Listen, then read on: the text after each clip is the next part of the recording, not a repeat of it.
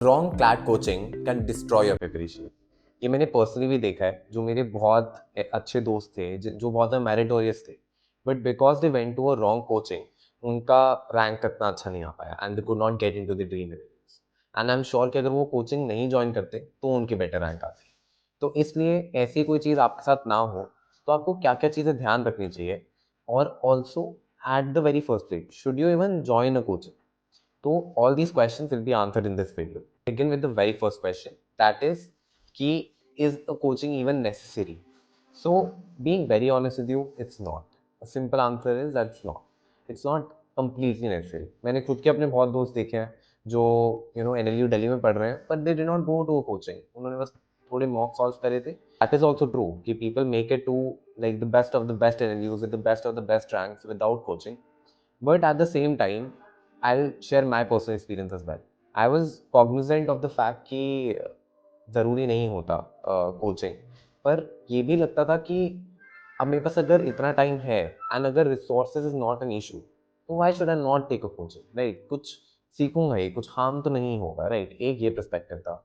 और दूसरा ये था कि coaching gives a structure to your preparation which I still stand by, in the sense कि स्कूल में वी आर लाइक बहुत ज़्यादा स्पून फेड कि ये चैप्टर्स आएंगे, ये पेपर होता है, टीचर्स ही बता देते हैं क्या कब पढ़ो कैसे पढ़ो, दे मेंटोर यू, राइट? तो इसलिए we don't by ourselves learn the skill of planning and being structured. A lot of us don't. I'm pretty sure there are exceptions.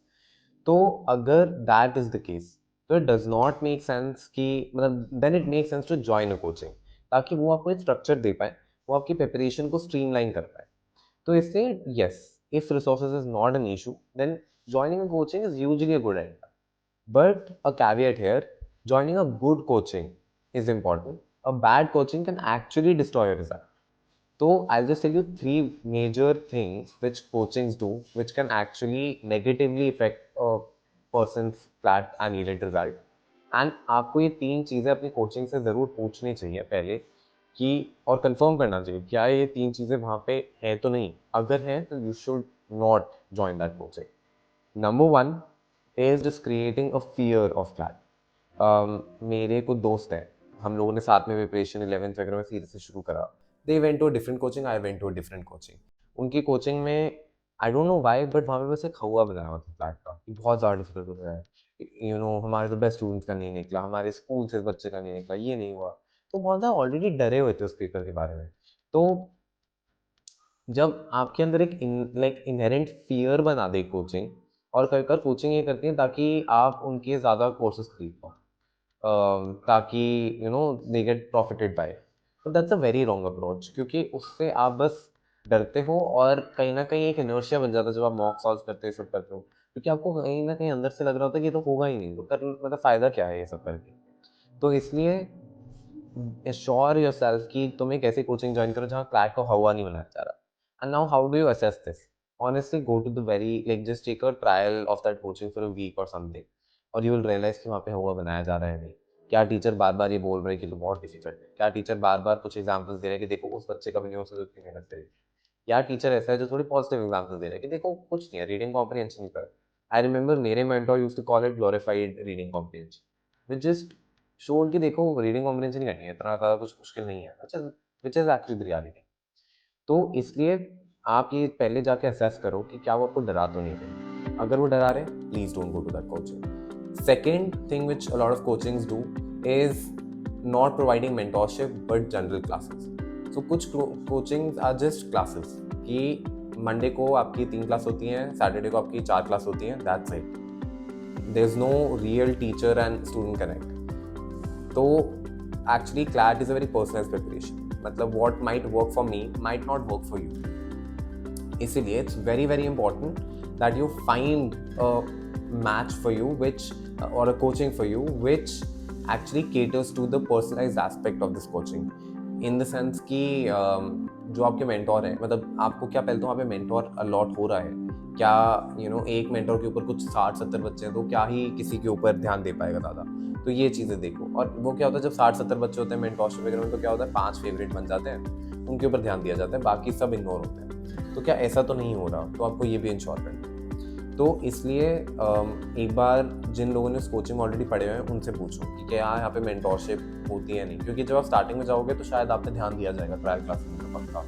और स्टार्टिंग में तो हर कोई कहता है कि हम मेंटोरशिप देते हैं, पर एक्चुअली मिलता है नहीं। That can best be answered by someone who has already gone to that coaching. तो इससे do take reviews on that coaching before joining. Now third thing which a lot of coachings do, which messes up सबका बहुत लोगों का preparation, is teaching wrong things.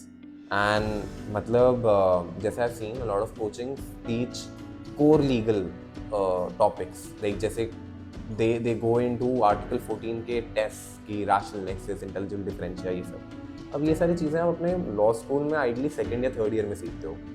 You really don't need to study that in when you're preparing for the entrances.